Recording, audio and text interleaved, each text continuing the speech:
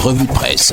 Bienvenue sur ITFM 103 émettant depuis Garoua, Madame, Monsieur, la revue de presse, édition de ce vendredi 4 octobre 2024. Pour démarrer, Yaoundé, capitale politique du Cameroun. La pollution délatrée nous est décrite dans ce journal avec la capitale du Cameroun qui passe pour être une ville poubelle. Grand dialogue national en 5.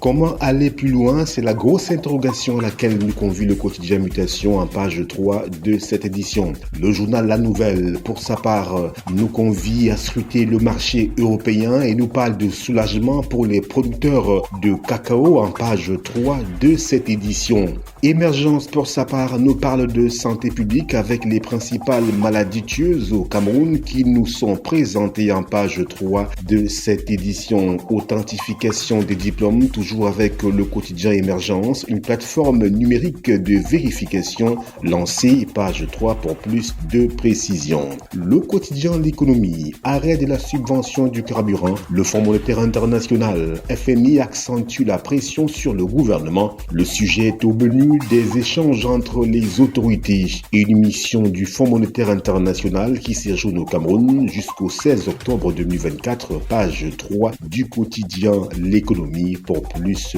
de précision sur cette préoccupation sensible.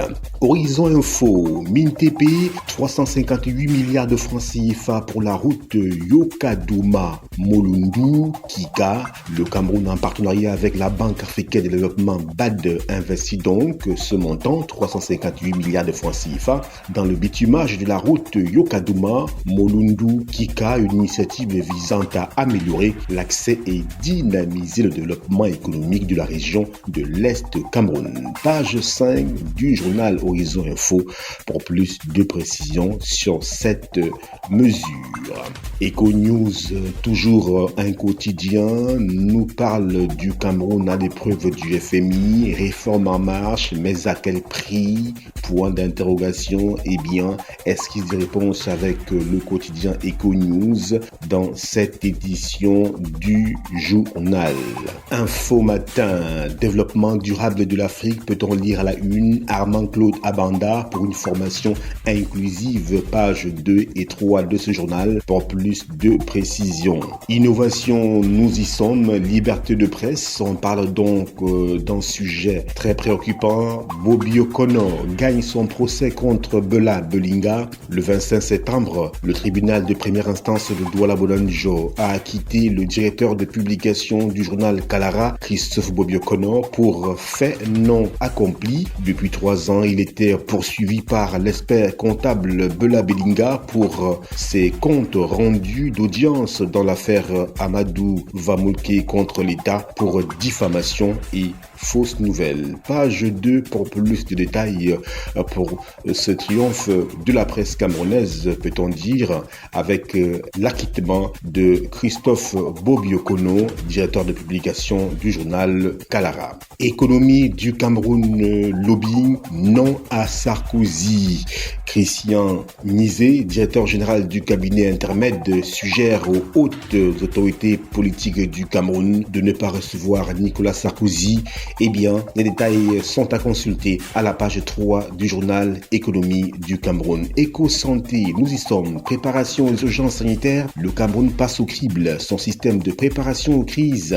Dans le cadre de l'examen universel de la préparation, une mission de haut niveau de l'OMS s'est rendue au Cameroun du 1er au 4 octobre 2024 pour évaluer la capacité du pays à faire face aux urgences sanitaires. Page 4 du journal Éco-santé pour plus de précision. Le quotidien Le Messager nous indique des perturbations électroniques, cabale à haut débit, point d'interrogation. Une enquête diligentée par l'Agence de régulation de télécommunications, l'ART, s'est soldée par des conclusions contraires aux griefs portés à la Cameroun Telecommunication par les autres opérateurs. Camtel n'est pas la seule responsable. Page 4 pour plus de détails.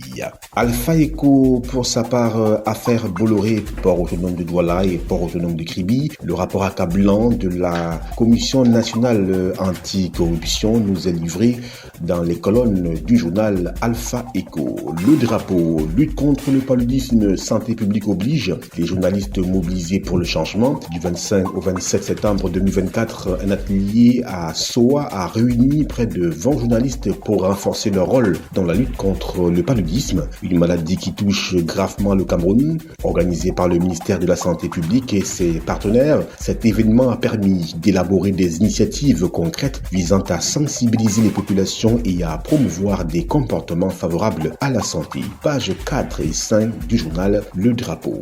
En page 9 de ce journal, révolution dans l'élevage, 113 normes homologuées au Cameroun. Il s'agit d'une initiative louable de l'Agence des normes et de la qualité à Nord, dirigée par Madame Chantal Andeli. Le journal L'Info à chaud, nous y sommes, forum des titulaires de chaire UNESCO du monde à Addis Abeba. Les prouesses de l'Afrique centrale saluées en page 2 du journal L'Info à chaud. Yaoundé, toujours avec L'Info à chaud, cette fois-ci en page 3 de cette édition. Une maman arrêtée pour avoir égorgé son enfant. Comment cela se fait? Page 3 pour plus de détails. La voix du consommateur à la une, Douala Yaoundé, phase 2, le kilomètre d'autoroute à 6,3 milliards de francs CFA nous révèle la voix du consommateur. Démarré en 2014, l'ouvrage aurait déjà dû être livré en 2018, mais sur les 196 kilomètres de la future chaussée, seuls 90 ont été réalisés jusqu'à date, nous dit le journal La Voix du consommateur, avec le kilomètre d'autoroute qui coûte 6,3 milliards de francs CFA. Rien que ça. Direction le Septentrion avec l'Aigle du Sahel qui titre la une: insécurité, inondation, vie chère et pauvreté ambiante. Le calvaire du Logo-Néchari, pire qu'un châtiment, nous dit ce journal dans ses colonnes en page 4 de cette édition. Et terminons la revue de presse édition de ce vendredi 4 octobre 2024 par le journal Les Montagnards qui titre la une: axe vital, Morad Dabanga Kousseri, l'interdiction des gros porteurs, une solution à court terme. C'est la grosse interrogation à laquelle nous convie le journal Les Montagnards. Le ministre des Travaux publics Emmanuel Nganou Messi a confirmé l'interdiction de circulation des gros porteurs sur l'axe Morad Dabanga Kousseri d'une distance de 205 km dans la région de l'extrême nord Cameroun. Toujours avec le journal Les Montagnards, budget 2025, région du Nord, les conseillers régionaux en débat à Garoua. Ils sont réunis depuis ce mercredi à Garoua, capitale régionale du Nord, pour une session ordinaire du conseil régional consacrée au débat d'orientation budgétaire. Page 2 du journal Les Montagnards pour plus de détails sur cette actualité. Toujours avec les Montagnards, Meganga, nous sommes du côté de la région de l'Adamawa. Un geste généreux de la députée Halia Moussa pour améliorer la vie des populations. L'honorable député à l'Assemblée nationale a donc procédé ce mercredi à la remise des fournitures scolaires, du matériel et d'équipement aux sous-sections du Mbéré, Centre et à d'autres associations. Page 3 pour lire cet acte de charité qui participe du renforcement du vivre ensemble.